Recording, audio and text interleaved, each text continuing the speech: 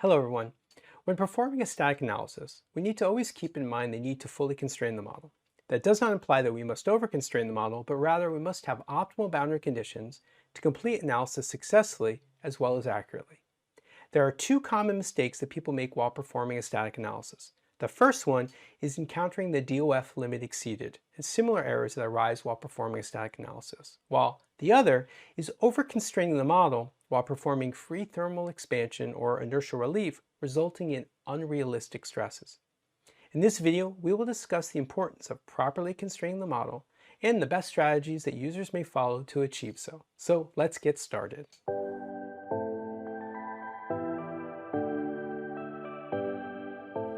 Let's start with an explanation of what is a static analysis. The key assumption in a static analysis are that the loads and boundary conditions do not change over time and that the bodies do not have rigid body motion. The analysis is solved using the final element equation F equals Ku, where K is the stiffness matrix, U is the nodal displacement vector. Consider a two-bar element with three nodes I, J, and K. Each node is limited to only 1 degree of freedom. These are the finite element equations for the current model, where Ui, Uj, and Uk denote the nodal displacements, and K is the stiffness of the bar. For the first case, let us assume there are no boundary conditions defined. If we solve the equations, we obtain Ui equals Uj equals Uk, and we can see there are an infinite number of solutions that satisfy this condition. This case represents a model with not enough boundary conditions to restrict rigid body motion.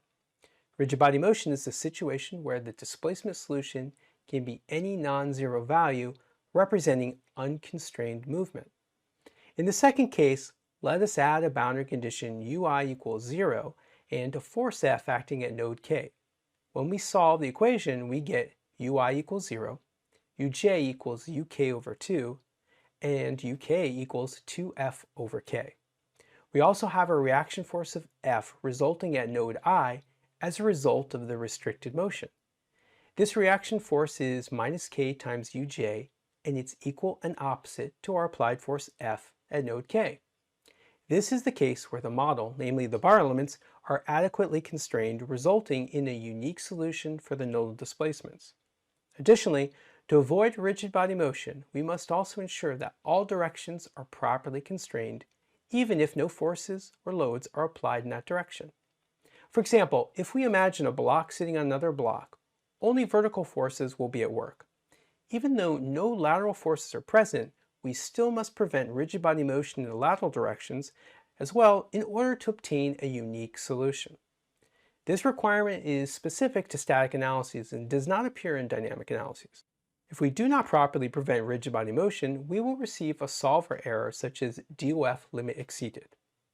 We now understand how critical it is to appropriately constrain a model in order to prevent all 6 rigid body motions, 3 translational and 3 rotational. However, what should we do if we have a system that's in air or underwater and thus not attached to ground?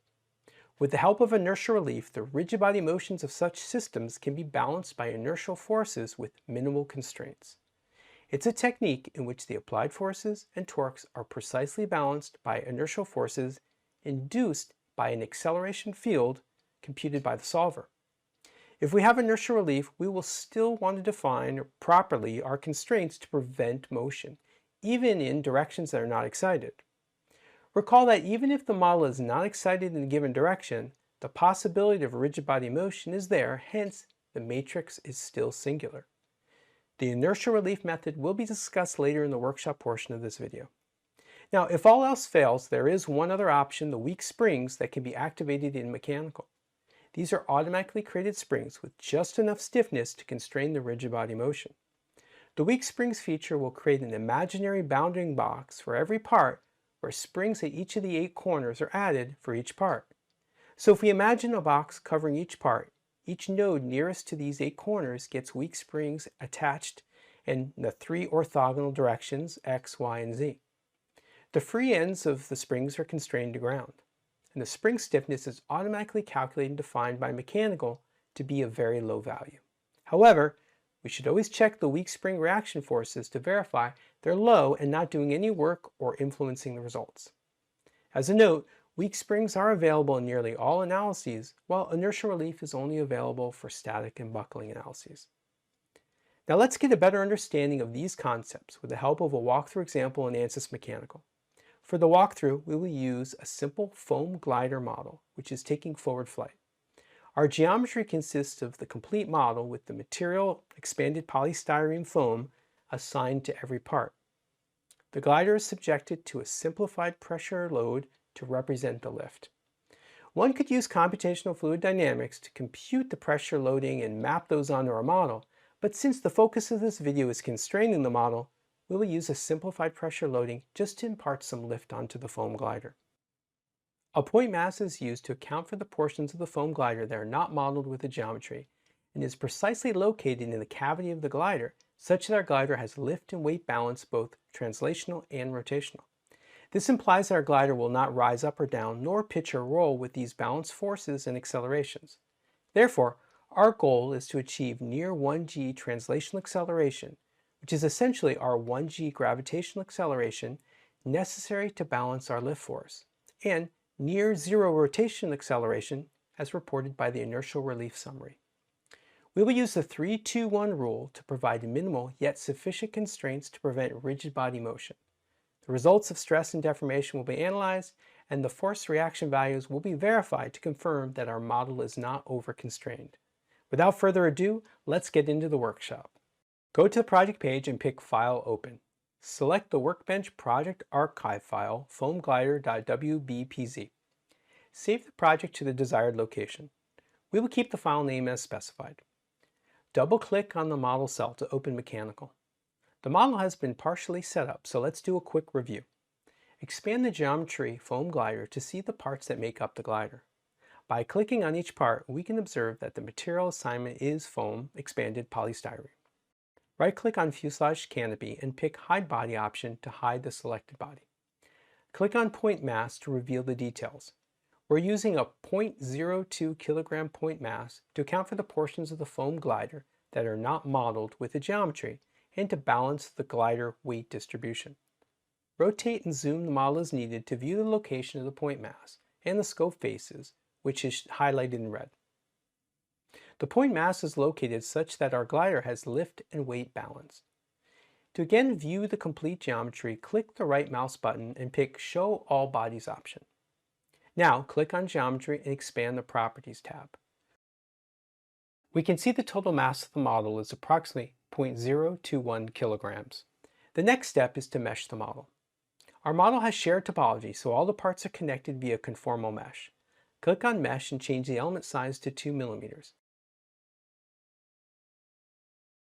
Now right-click on Mesh and pick Generate Mesh.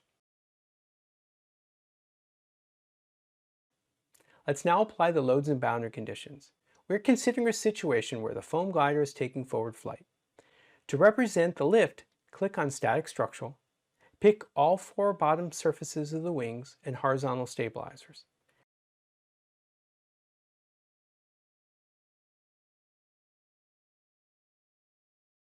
Now right-click on Static Structural, insert and pick Pressure.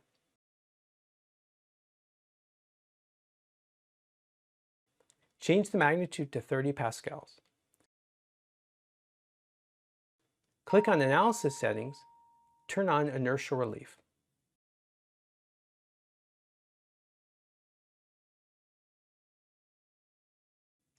Let's first understand the significance of inertia relief. Inertia relief applies an acceleration field to all the elements in our model in a way to balance out the applied loads. It works to cancel out all rigid body accelerations, leaving a state of static equilibrium on the model. In our case, when the foam glider is taking forward flight, it has a net lift force acting on it and an equal and opposite force due to its mass times acceleration. This equal and opposite force is the computed inertial acceleration loading on the glider. Now, to properly constrain the model, we will use the 3-2-1 rule. Use of the 3-2-1 rule can help us provide minimal yet sufficient constraints to prevent 6 rigid body modes while preventing over-constraint. It means you apply 3 translational degree of freedom constraints to one node, then 2 translational degree of freedom constraints to another node that is aligned with one of the 3 axes of the nodal coordinate system of the nodes. By the way, the nodal coordinate system is by default aligned with the global Cartesian system. The degrees of freedoms that should be constrained at this second node should be orthogonal to the line between the first two nodes, so in other words, do not constrain the degree of freedom in the direction of the two nodes. This now prevents rigid body rotation about two axes, yet still leaves the body free to expand. Finally, pick a node that is not collinear with the first two nodes and constrain it in a degree of freedom direction that is most aligned with the normal that is formed by the three nodes. This will constrain the third rigid body rotation, but still allow the body to freely expand without resistance, such as to accommodate unconstrained growth of the body, for example, free thermal expansion. Let's do that now. Zoom in on the tail region. Select the top vertex on the horizontal stabilizer as shown. Right-click on Static Structural, Insert, pick Displacement. Specify 0 value for all three translations in X, Y, and Z components. This constraint will hold the glider from translation, but it can still rotate about the three axes. Repeat the same procedure for the other horizontal stabilizer.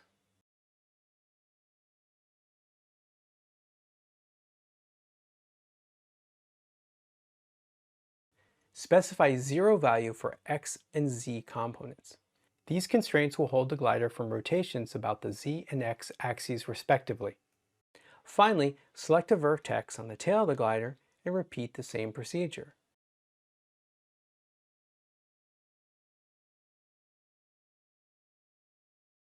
Specify 0 value for the Z component. This constraint will hold the glider from rotation about the Y-axis. Now the model has been fully constrained, it's ready to be solved. Right-click on Static Structural and Solve.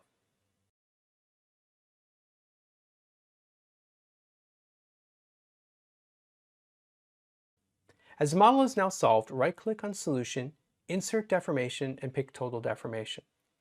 Right-click on Solution again and pick Evaluate All Results.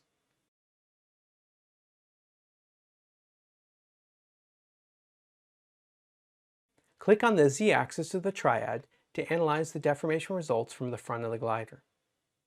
Also, verify the animations created to get a better understanding of the results. We can observe that the maximum deformation value is 9.96 millimeters and has occurred on the extreme parts of the glider wings, indicating that the wings are bending upward due to the lift. Now let's check the stresses generated in the glider. Right-click on Solution, Insert Stress, and pick Maximum Principal Stress. Right-click on Solution again and pick Evaluate All Results.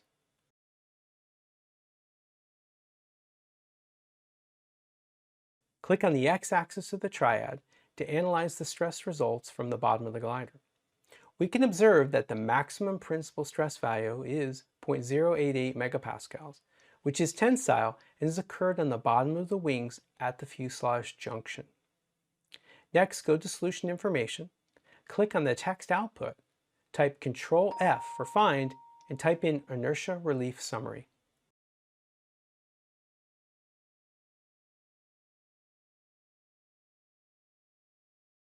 Scroll down to view the summary. We can observe that the inertia relief summary shows near zero values for translational and rotational accelerations required to balance the glider, except for the minus 9.86 meters squared per second acceleration value, which is close to 1g, and it's needed to balance the glider in the vertical direction. Since we did not apply any gravity during the simulation, the inertial relief has computed the precise value to balance the applied lift pressure force. Now let's check the force reactions at the three displacement boundary conditions. Click on Static Structural, drag and drop the three displacement boundary conditions onto Solution. Right-click on Solution again and pick Evaluate All Results. Click on each force reaction to view the details. We can observe that the reaction force values at the three displacement boundary conditions is near zero, confirming proper specification to fully but not over-constrain the model. I hope this simulation example has helped you understand the importance of properly constraining the model and has also provided you with the best strategies to achieve the same. With that said, the workshop demo is completed. Let's discuss some important points. Performing a successful analysis requires us to properly constrain the model. If our model is under-constrained, we'll have rigid body motion, while an over-constrained model may behave too stiff and may develop unrealistic stresses. Users performing free thermal expansion or inertia relief need to define constraints properly to prevent rigid body motion, even in the directions that are not excited. The use of the 3-2-1 rule or weak springs options can be utilized. Use of symmetry regions, when applicable, naturally prevent rigid body motion in directions normal to symmetry and rotation through the plane of symmetry. With the understanding of these key concepts, we can have higher confidence that our simulation model has been properly constrained. I hope you found this video informative. Thank you for watching, and do check out our other courses to discover more useful learning resources.